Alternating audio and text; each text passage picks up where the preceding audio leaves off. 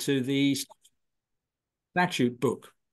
And when it became law, and this was the question, I mean, research is often about asking and trying to answer questions.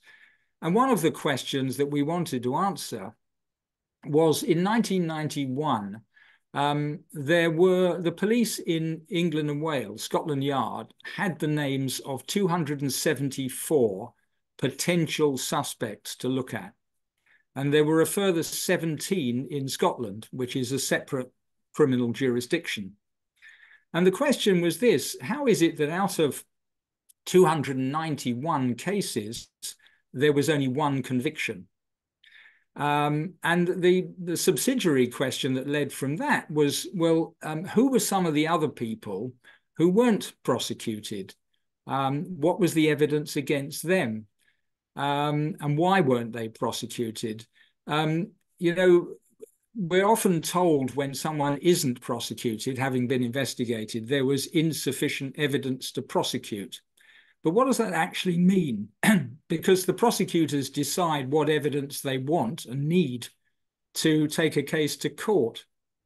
And the search really was to find out what criteria the prosecutors in this country used, and why is it that they restricted the number so much that there was only one conviction. There were two prosecutions, but one collapsed before a full trial. So it was the search for answers to those questions, really, that started the book. And before I bring Efraim in, can you just give us a little sense of what, I mean, we can get more into detail, but just generally, was the failure to prosecute more of this very large number of suspects, it was to do with a lack of will or some sort of inflexibility in the British criminal justice system, or both, or what was it? Well, probably neither, although inflexibility, yes, to a certain extent. I think you've got to remember that the UK has a common law criminal justice system. And that meant that the lawyers were looking at these cases as they would any normative murder prosecutions. And what does that mean? They needed to put at least two living eyewitnesses in court in front of a jury so that they could be cross-examined. Now, you can see that that's fine in a case, you know, a murder that took place 3 or 4 years ago. Murders that took place more than 50 years ago, the chances of finding eyewitnesses were going to be difficult, not impossible, because we did get one conviction. So that was one difficulty. The other one was that they were only looking at people who they could say were in some position of command. Now, what did that mean? That meant, I mean, in the case of Savoniuk, the one person that was convicted, he was a very low-level person. He was a Belarusian auxiliary policeman. But technically speaking, he did have 1 or 2 other people under his command, so he fitted that criterion.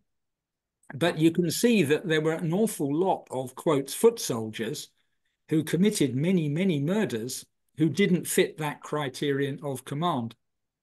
And another criterion which was imposed was that they were only looking, and this will be interesting to a Jewish audience, they were only looking at cases where the victims were Jews.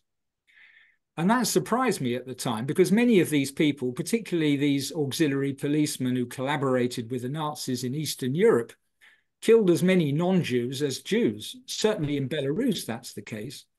And yet they weren't looking to prosecute any of those cases for the reason that they thought that a jury might think that the Germans had some reason for killing somebody who might have been connected to the partisans. Right. And therefore, you know, a Jewish man, woman, or child could not possibly have been said to have posed a threat to the Germans. So it was a very instrumental way of carrying out these prosecutions.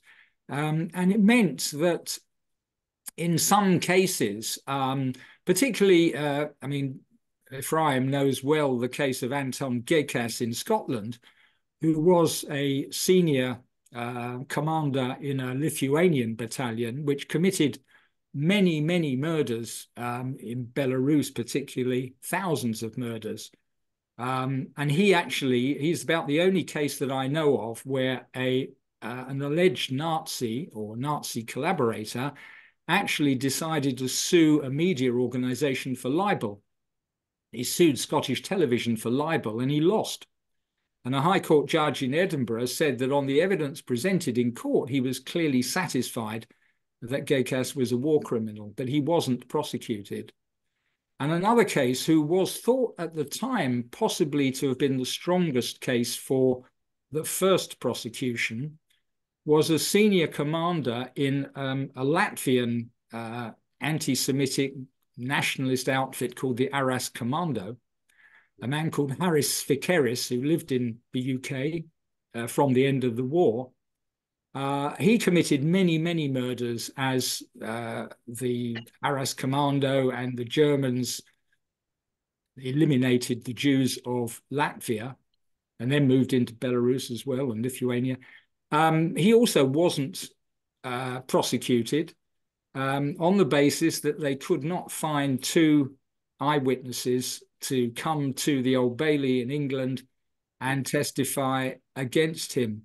So, for these reasons, these very kind of instrumentalist reasons, we ended up with 8 years of investigations at quite a, high cost, more than £11 million, and only one conviction, which is why the title of the book is The Failure of Justice, because it certainly didn't provide a measure of justice.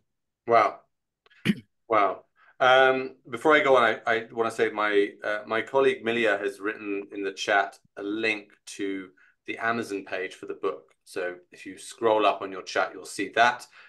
She'll put it in again a little bit later for those that didn't catch it. Ephraim, I want to turn to you. I know that your involvement with this was quite extensive because you provided the initial list of 17 suspects living in the UK, 17 suspects of Nazi collaborators living in the UK, and you'd also provided similar lists for, I think, Canada, Australia, and New Zealand. Is that right? Correct. And what was going on here? Because these four countries specifically were sort of favorite destinations for these kind of refugees from justice. Is that what was going on? That's exactly true, because they wanted to go to countries who were anti-communist and countries that didn't suffer under the Nazis, and hide their wartime experiences and service. And they were very, in a sense, they were right, because most of the people got through the investigations, and they faked out the immigration workers. By the way, I don't know if you know this, John, but Gekas sued me too. Yeah. He sued me for a book I wrote, Occupation Nazi Hunter. And he said that if this book comes out, then he's going to be put on trial. I said, that's exactly why I wrote it. But the judge, Lord Curious, Kiley, or something like that, he joined together two cases. Gekas sued the Times because his Times wrote that he had served in a Lithuanian SS unit, and there was no Lithuanian SS unit. That's a mistake. Yeah.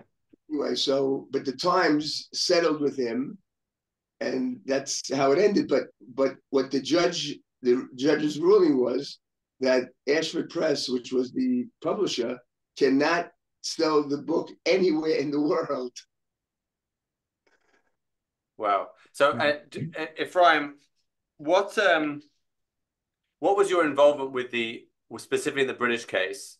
Because the Simon Wiesenthal Center was involved. They worked with the all-party war crimes lobby, right, in the British Parliament. Correct. And that was instrumental in the act coming to fruition. Is that right? Okay. So first of all, I had worked 6 years in Israel as a researcher for the Office of Special Investigations of the U.S. Justice Department.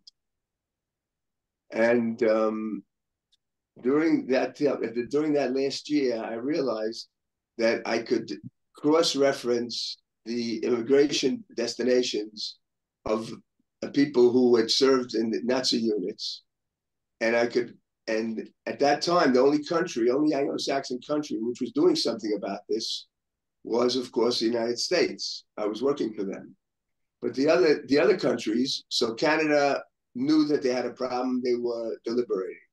Australia were deliberating. England and New Zealand supposedly or ostensibly didn't know that they had a problem. I'll leave it at that. But the idea was to flood these countries with names of suspects so that they couldn't just walk away and not do anything. In other words, if there's 3 Nazi war criminals in the country, they're not going to pass a law to bring them to justice. But if there's 35 or 40 or 100, so they have to do something. The only country that did not take any action was New Zealand. They refused to do it. But I can say that they had less than the others. But that's, of course, it's not an excuse. Yeah. And John, coming back to you, the one successful case, the Savoniak case, Anthony Savoniak. Can you tell us something about that and what it was? You said that he was a pretty low-level figure in the end, this Belarusian policeman. But what was present in that case that was absent in, say, the Gekas case that you mentioned, the one in Scotland? Yeah, that's a good question.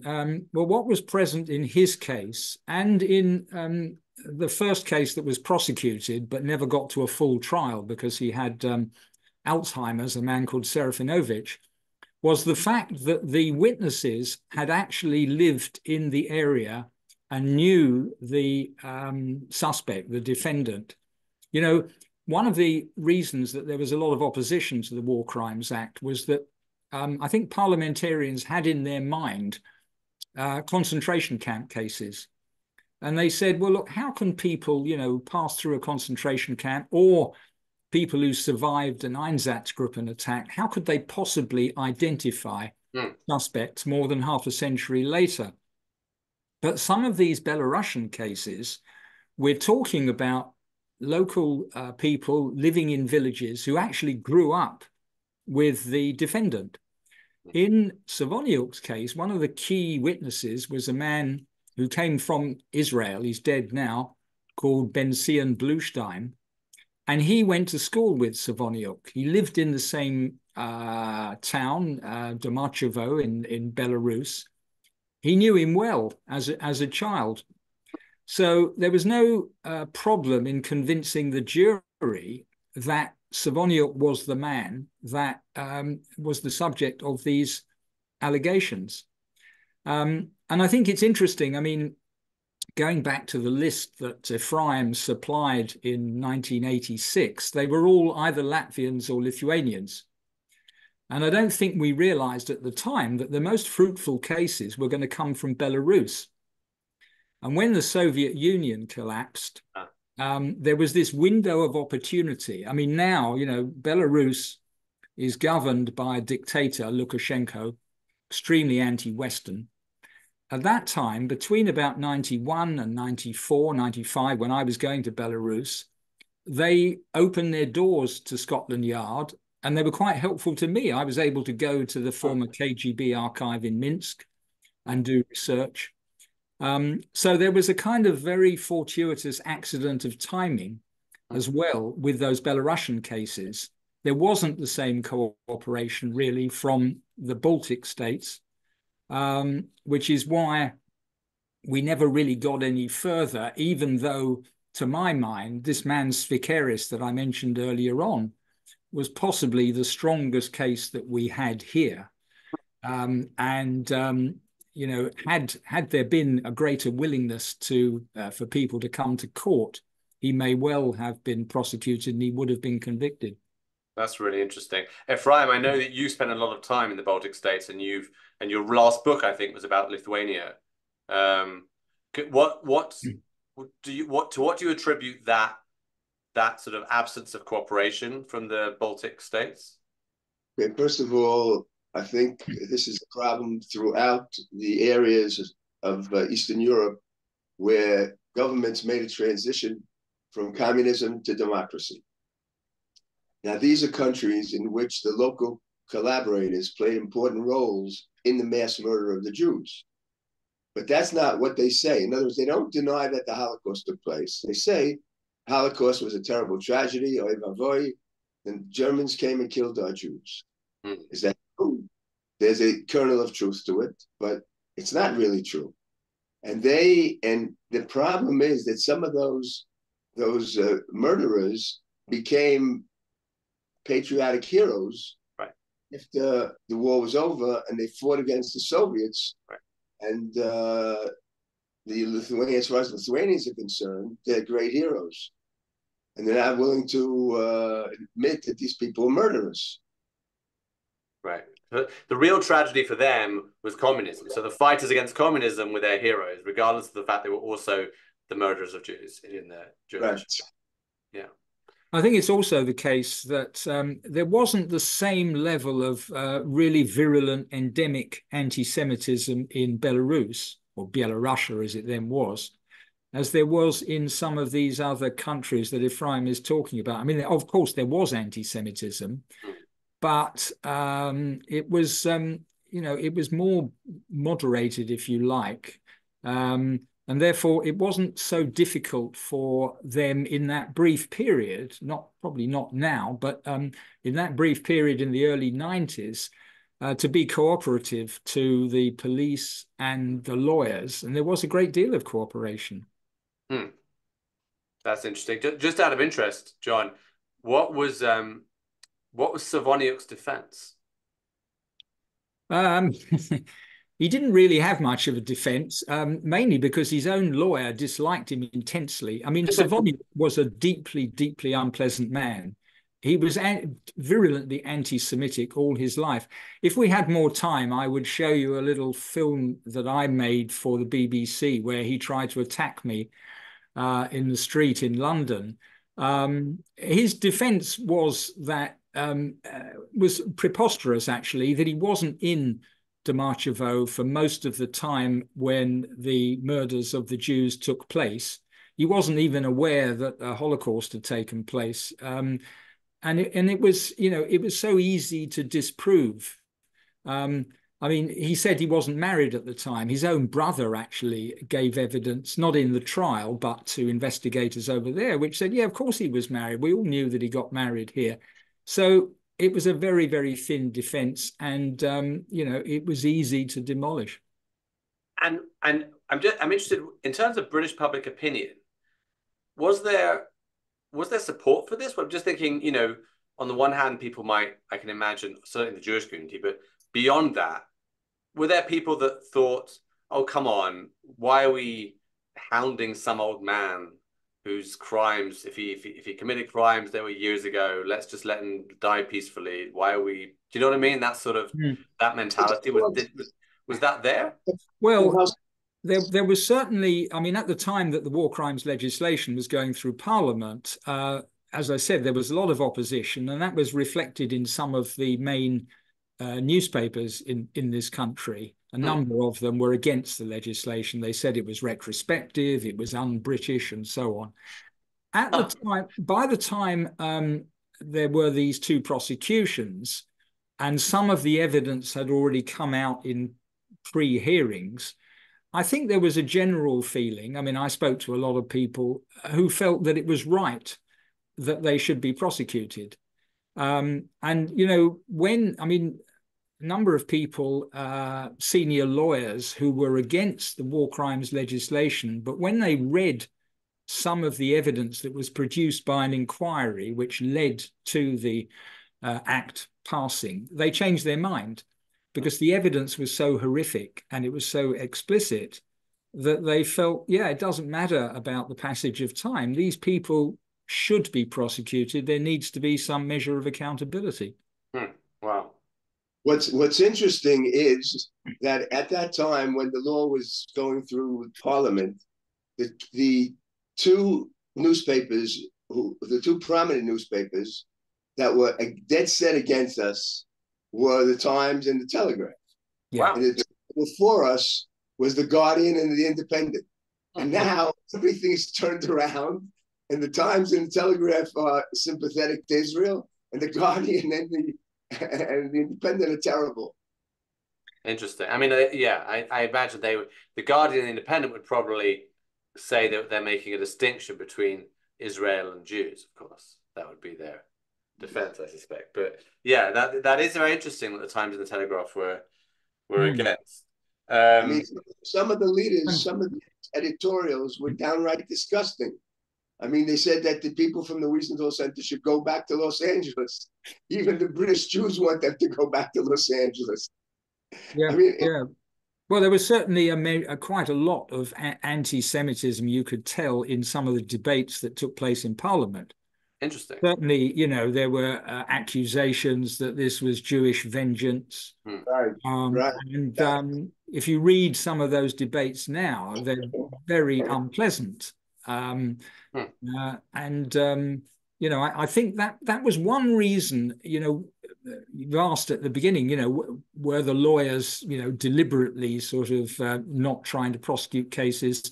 I think the fact that there was such a strength of opposition to the war crimes legislation, particularly in the legal establishment, that when it came to prosecuting, and I know this from conversations with the senior lawyer who had the job of deciding what criteria were going to be imposed, they felt that a lot of this strength of opposition meant that, there shouldn't be too many prosecutions.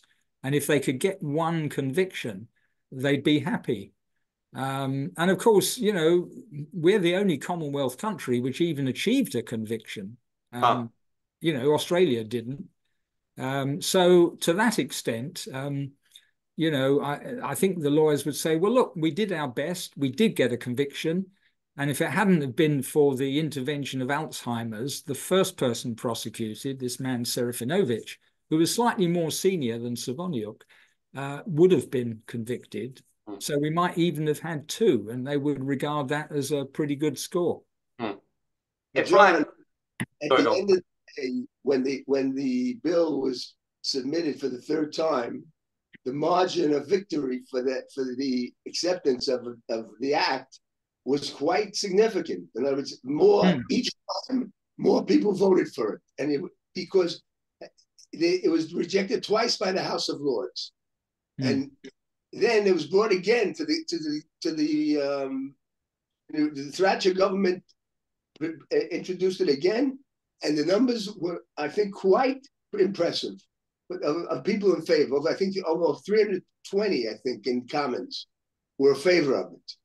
Yeah, it shows the people want people, Nazis to be prosecuted.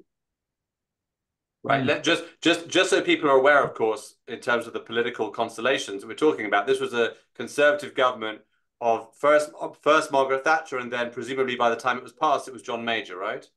Yeah, that's right. Yes, and Thatcher. I mean, I'm no friend of Margaret Thatcher, but a lot of the impetus for the war crimes legislation really did come from Thatcher herself. Her cabinet was divided, and because of her strength of personality, she managed to, force through the legislation. As Efraim said, I mean, it did, in the end, it got a reasonably healthy majority in the Commons, but only after Thatcher had used a bit of procedure, parliamentary procedure, that had not been used since 1949 in order to force it onto the statute book. Wow. So, and it's against that background that I think that the lawyers after 91 felt slightly inhibited, I think, in pursuing some of these cases to the hilt. Efraim, can I ask you how all this that we're hearing now compares to what happened in the United States? Okay, let's first of all, the only Anglo-Saxon country which did not allow the entry of immigrants during those years from 45 to 55 was South Africa, because it was closed to immigration. Mm-hmm. But the other countries did. They were open, and many of these collaborators entered, and they fooled the clerks or whatever it is, and they got away with it. But what the Americans did was they could not prosecute the collaborators for not. In other words, it couldn't be a criminal prosecution because the crimes were committed overseas and the victims were not Americans. So in order to change that, the United States government would have had to get the approval of 2/3 of the states.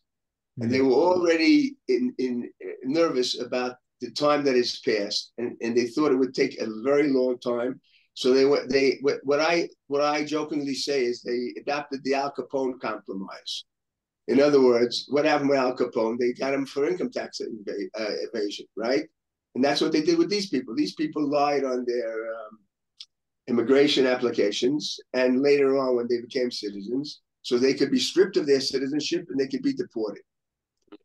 So, and they have won over 100 cases in America. I mean, America has an excellent record. So these people, over 100 were deported, were stripped of their citizenship and deported.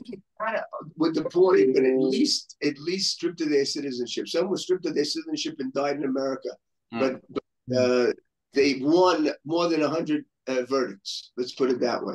Interesting. Okay, I have one more question. But 1 second, Paul.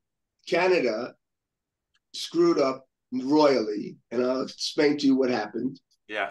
They decided to pass a law for criminal prosecution. Okay. The first case was a Hungarian gendarmerie captain by the name of Imre Finta, who sent over 8,000 Jews from Szeged, not Szeged, not where Wiesel is from, Szeged, to Auschwitz in the spring of 44. He had no defense whatsoever. The only defense was someone of a higher rank gave me an order. So what happened was that was the end of criminal prosecution, because every single person is going to say the same thing. Wow. So what did they do? They switched in 1994 to denaturalization and deportation, like the Americans. So there were 13 cases. 3 people left Canada of their own volition. The others decided to remain in Canada and fight against the deportation. And guess what? Every single one died in Canada. Wow. Okay. And as far as Australia is concerned, they had three prosecutions. None of them were successful. Just as a quick corollary, Paul, to this business of denaturalization, the legal inquiry, which eventually recommended the war crimes legislation, did consider a number of other options. And one of them was the American one of stripping people of their nationality. And they rejected it on the grounds that they didn't think it would be of sufficient punishment to do that. They felt only a criminal court could deliver the proper measure of accountability. Now, in view of what happened subsequently, that might have turned out to be a mistake. Because to my mind, if you strip someone of their citizenship and can deport them after they've lived in a country for maybe 50 years, that's a pretty tough punishment. Yeah. Rather than not prosecuting them at all. Right. Interesting. Yeah, interesting. I guess the question is whether the government and other supporters of the legislation imagined that it would be so hard to actually convict people, they would only succeed in convicting one person. I think they probably did. I mean, I've spoken to 1 or 2 MPs for the book who did vote in favour of the war crimes legislation. And they said, look, we did because we thought it was morally right. But in our heart of hearts, we didn't expect that there would be any convictions. And I think that was the view taken by a lot of people. Was the vote in the House of Commons, was it overwhelmingly in favour, or was it quite tight? And, No, and was it bipartisan? yeah, I it mean, was bipartisan, and as Ephraim said, in the end, it was reasonably healthy majority. Um, but Big it, majority. yeah, Even it was a pretty big majority, but that didn't necessarily mean that people thought there would be right. convictions. Yeah. Okay, I have one last question, and then we'll turn to questions from our audience. So I encourage people to write those into the chat. Jon, I know that in the book, although of course your report, you're basically writing about the relative failure of this legislation. You do have a sort of optimistic take that despite the failure, it did change for the better British attitudes to thinking about the Holocaust and remembering the Holocaust. Can you speak to that a little?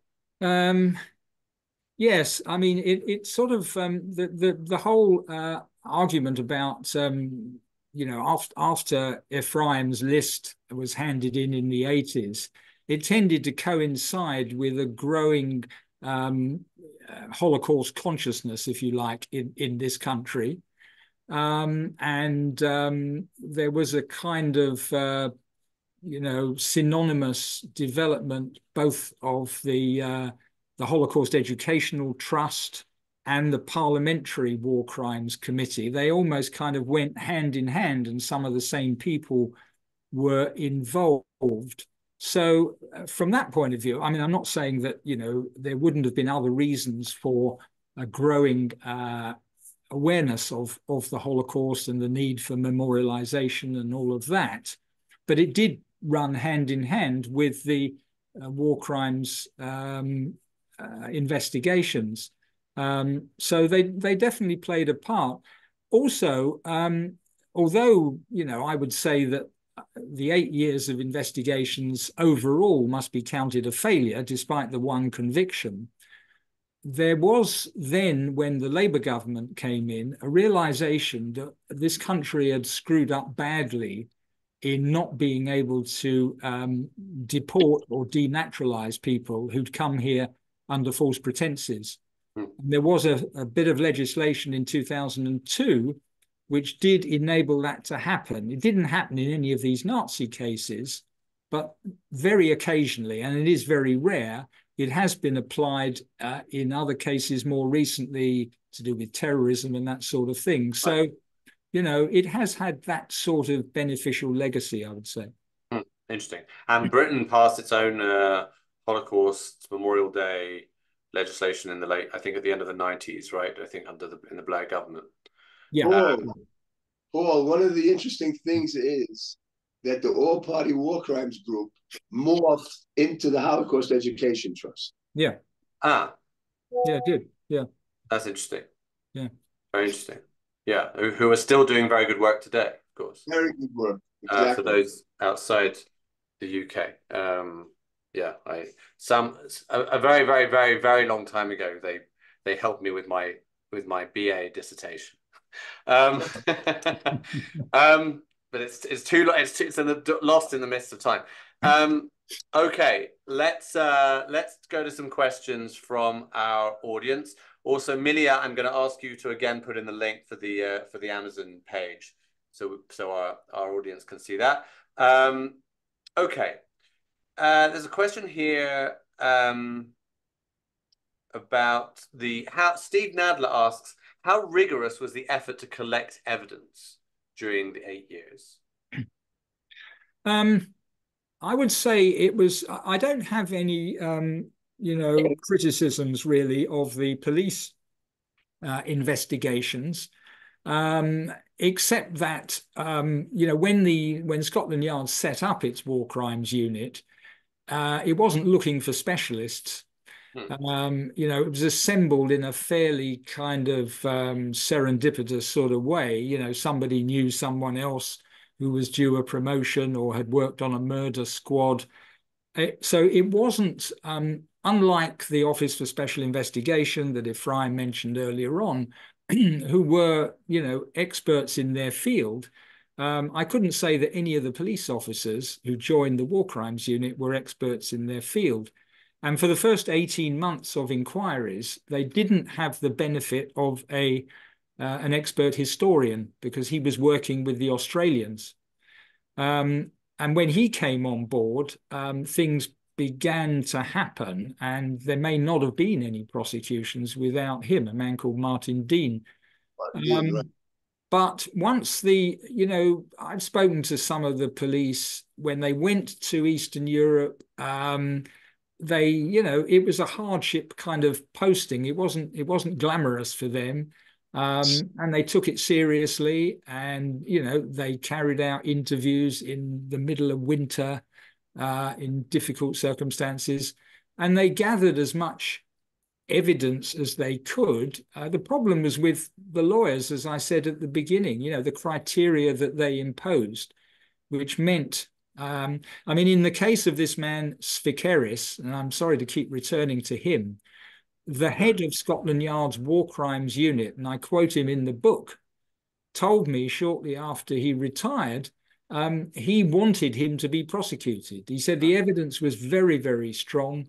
You could see that he was guilty. He kept asking the Crown Prosecution Service to charge him, and they wouldn't. So you can see that if there were obstructions, they came from the lawyers rather than the police. Interesting. Okay. Thank you, John. Efraim, I think this one's for you. Question about John Demanchuk, if I'm pronouncing that right. Why was he not prosecuted when the judge's verdict was that he was indeed the camp guard? And this is the Ukrainian American who was accused of being a guard at Treblinka, right? The worst guard in Treblinka. The worst guard, Ivan the Terrible. No, yes. Yeah. So first of all, he wasn't.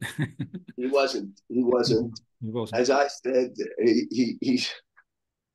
he's not the Ivan the Terrible. He's just another terrible Ivan, right? Because he was a guard in Sobibor, and there was testimony that he was an active, zealous participant in the murder of the Jews in Sobibor. But that person, Ignat Danilchenko, who gave that testimony, was not had already passed away when that testimony was discovered. But it was clear that there had been a mistake in the identification by the witnesses. Huh. But he wasn't a righteous Gentile or anything. I mean, that's he was right. He just wasn't the specific bad guy that they thought he was. Yeah. And that actually had quite an impact, on some of the British cases and the attitudes, but to the lawyers, they thought, we don't want to get into that situation where we arrest somebody who turns out to be the wrong man. Right. So it had, kind of a resonance even way beyond the trial in Israel and then the eventual trial in Germany. Right. I don't know if you can answer this, John, but Jonathan Forstott is interested to know whether how Jeremy Corbyn voted in the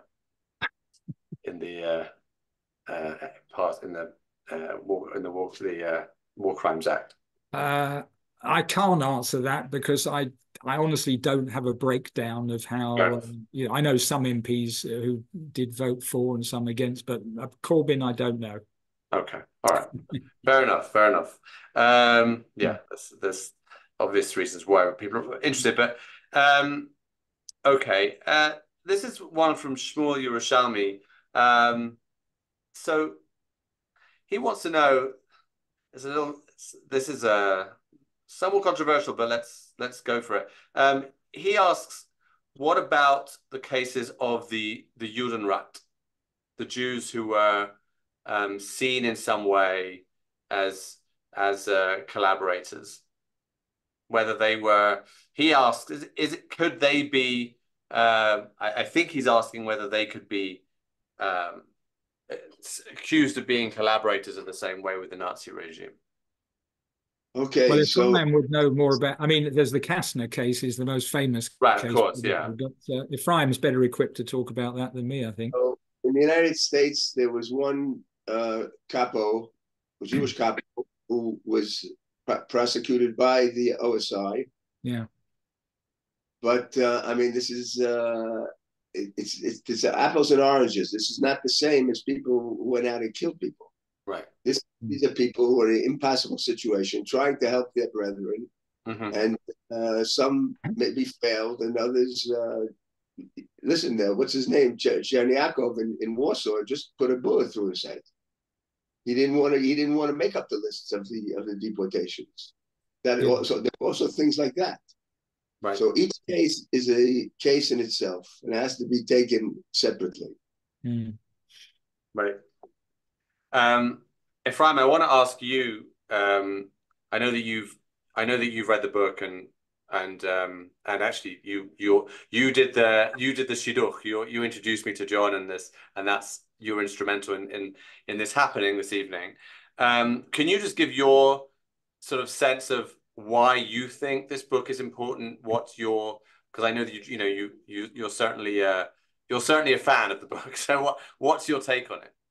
So this is a very important book because it shows, first of all, the book is only about what happened after the law was passed. In other words, it didn't go into all the background of the fight over the legislation and the rejection by the House of Lords twice, and then the passage of a third time, and Queen Elizabeth signing the law and all that. That's not what's there. What's there is a very interesting, wonderful analysis of what went wrong there.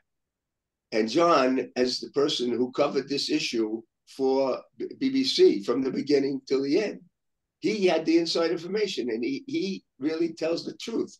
He gives insight into what happened and how this thing they spent 11 million pounds. What was it, Jon? Yeah. 11 million. And they have one prosecution. Listen, the story with Gekas was a disaster. In testimonies in Lithuania from members of his unit were that he not only gave orders to shoot, but he went around the pits and finished off people who were not killed in the first round. This was the guy living in Scotland. Yeah, in Edinburgh. And what's interesting actually is that the former head of the OSI in Washington, who Efraim knows well, Eli Rosenbaum, still feels angry about the failure of the Scots to prosecute Gekas. Even now, I've quoted emails from him in the book where he's furious with the Scots and believes they haven't been transparent about their reasons, etc. So, even after all these years, there's that sort of residual anger that more wasn't done. I assume Gekas is now dead. Oh, yeah. Listen, two things. First of all, before he died, the Lithuanians asked for his extradition from Scotland. That's number one. Number two, Gekas was buried anonymously under a false name. His funeral was on Rosh Hashanah, and they didn't know that Jews are mostly in shul on Rosh Hashanah and won't go to protest against Gekas in the cemetery. This is in Lithuania he was buried, or in the UK? No, he's buried in Scotland. No, he's buried in Scotland, yeah. I think they also thought that it might become a sort of shrine for neo-Nazis. Interesting. And did he have children, or also Savoniuk? Are there children and grandchildren who sort of was somehow involved in this whole saga? Yeah, Savoniuk had at least one son. I'm not sure whether he had two, but who was estranged from him. I mean, he was a very unpleasant man throughout his life. Never mind what he did during the war. He worked as a sort of ticket inspector for British Rail, and he used to abuse passengers verbally, not physically. But nobody liked him, even his own children. Goodness. Okay. Painting quite a picture here, and I'll finish with this. Unless people have more questions, they're welcome. We have a little bit more time if people want to write them in. But I asked Efraim his views on the book. John, what about your experience of writing the book?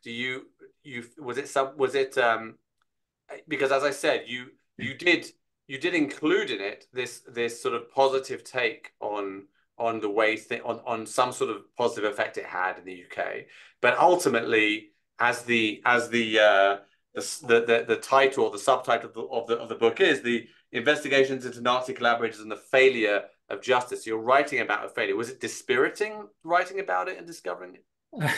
Yeah, I mean, I wouldn't like the word positive to be associated with this book because it's a depressing story. And, you know, as a journalist, one reason that I felt that this was a story that needed to be told was because the UK, you know, UK institutions are incredibly secretive. They don't give away information for free. And no final report was ever produced by Scotland Yard. And we managed to force a very short, heavily redacted report out of the Scots, which said very little.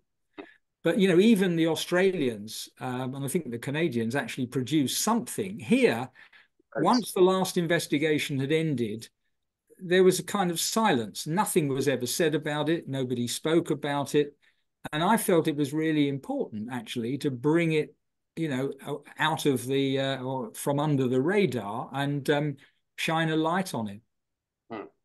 And I know you mentioned already about the way about the media reaction to the act itself. What about the media response to the conviction of Savoniuk? Was that broadly covered positively, as in this is a good thing that this has happened?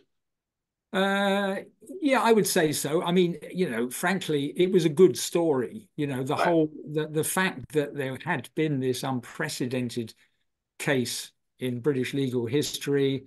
You know, the jury came back by a great sort of stroke of good fortune on the first day of Pesach in 1999. So there was that resonance there with Jews, and it was the right verdict. And so, yeah, I mean, I think there was some criticism because if I can just tell you one brief story, Savoniuk almost was never found. His name was on a list produced by the Soviet embassy in London in 1988. But when the police began looking for him after the War Crimes Act, they couldn't find any trace of him. And sometime in 1992, they told the Crown Prosecution Service that they didn't think he was in the UK. And the only reason that he was found was the historian who I mentioned, Martin Dean, worked out that the spelling that they had been working on from Soviet-era documents was the Russian spelling of his name, which was S-A-V, Savaniuk. And what the police used to do if they were tracing somebody was to put the first three letters into various databases, like the Department of Health and Pensions and so, and they came up with a blank. When Martin Dean was working in the Stasi archives in Berlin, he suddenly came across references to a man called Savoniuk, S-A-W, and he realized it was the same person. As soon as they put those three letters in, S-A-W, they found him living at the same address where he'd been for about 25 years.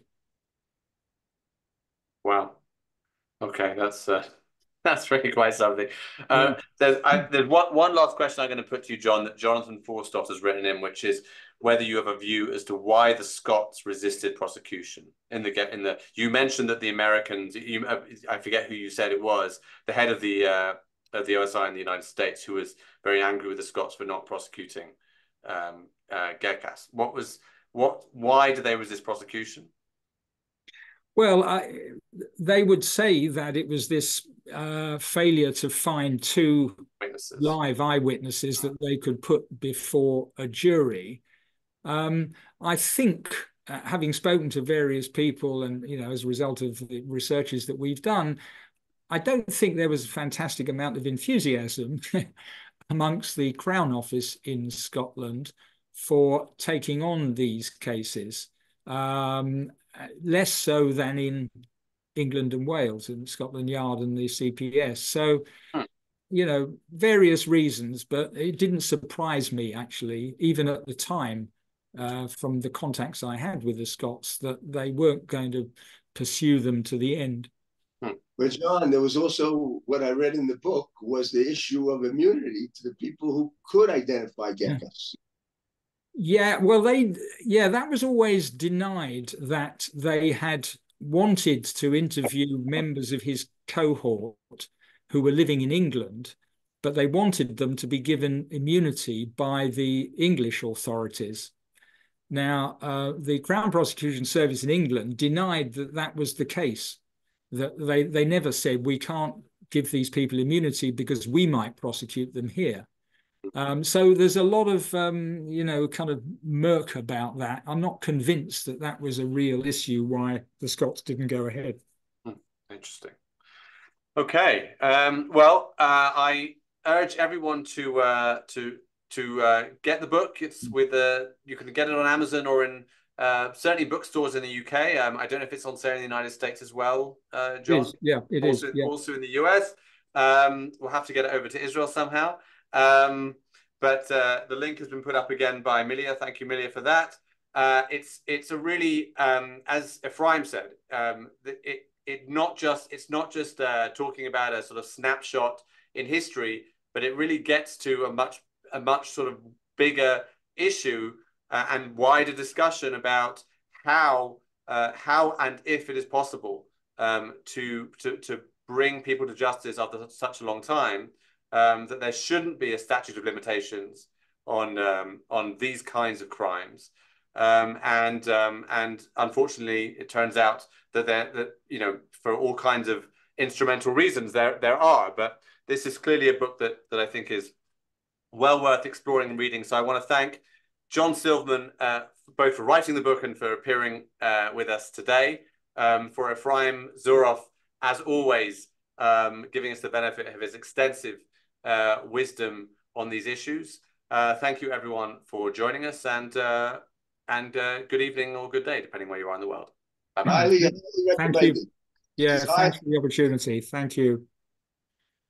No, I believe that. I'm not putting on a show for you, John. It's really a perfect book, really. Thank you. You're very kind. You're very kind, Efraim, and I appreciate your efforts actually on the book's behalf, and Paul as well for chairing this. I think it was an excellent session. I enjoyed it very much. Thank you, and thank you, Efraim, again. And yeah, it's praise indeed from Efraim Zuroff for this kind of book. It's praise indeed. Oh yeah, absolutely. Okay. Keep well. Keep Bye. well. Okay, bye, John. Bye, Efraim. Bye. Bye. See you.